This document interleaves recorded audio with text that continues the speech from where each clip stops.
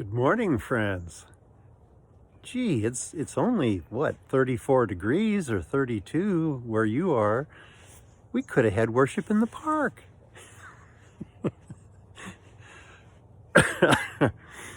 Well, maybe not. Um, yeah.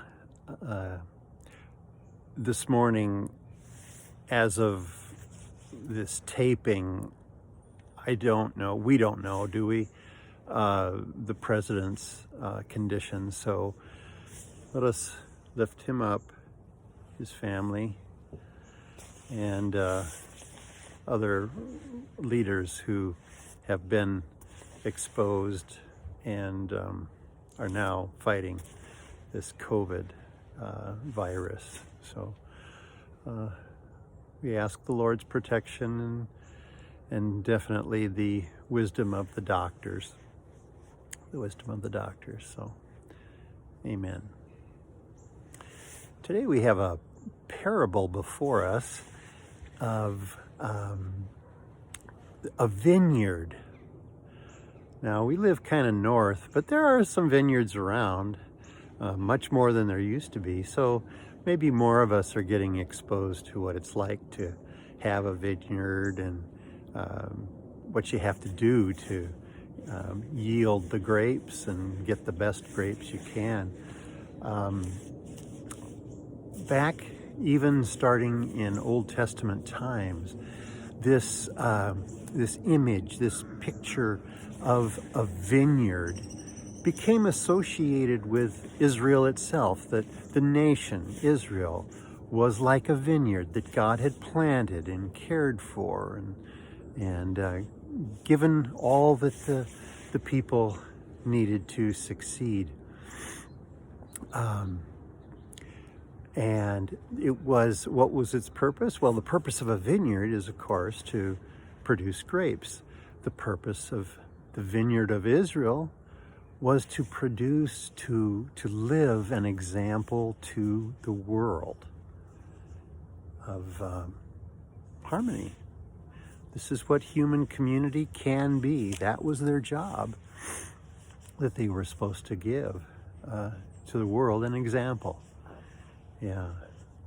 Over the years, the idea of the church, the Christian church, as a vineyard took hold. And it was a favorite of Martin Luther and his friends. In fact, there were even paintings produced that showed Martin Luther out there with a hoe,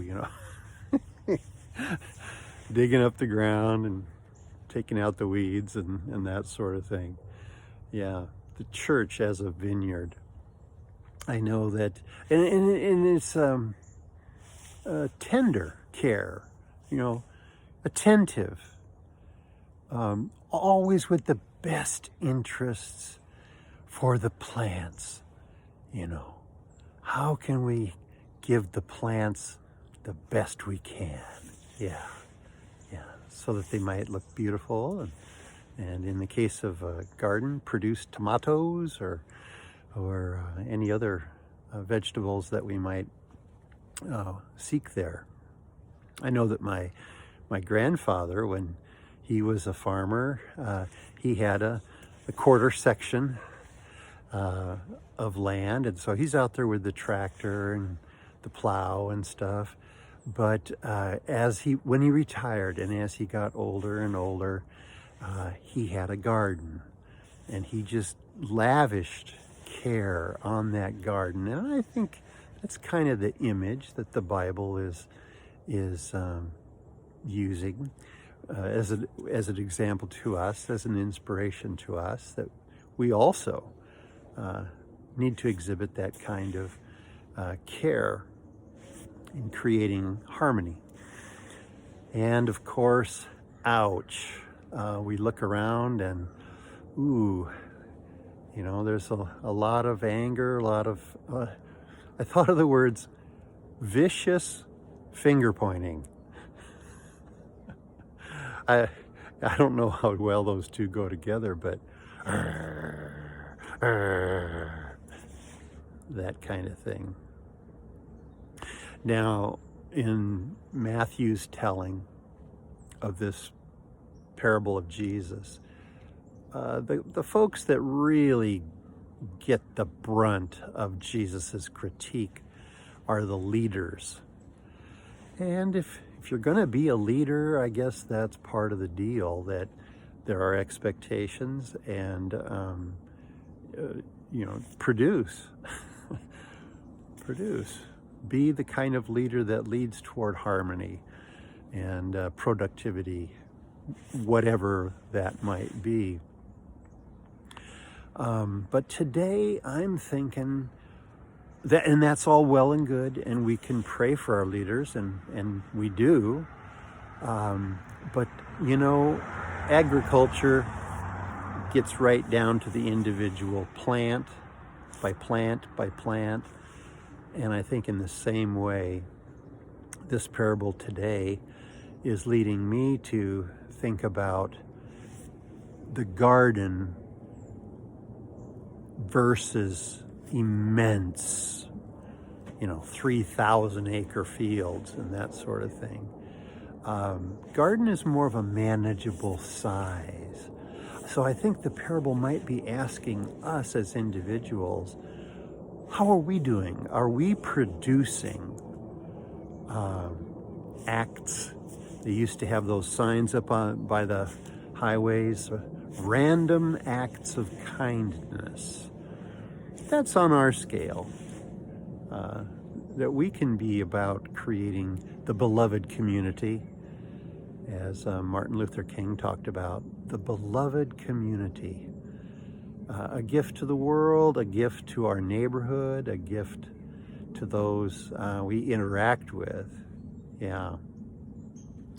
I know it's very popular, and we love to sing it. God bless America. God bless America. And we ask for God's blessings. But you know what?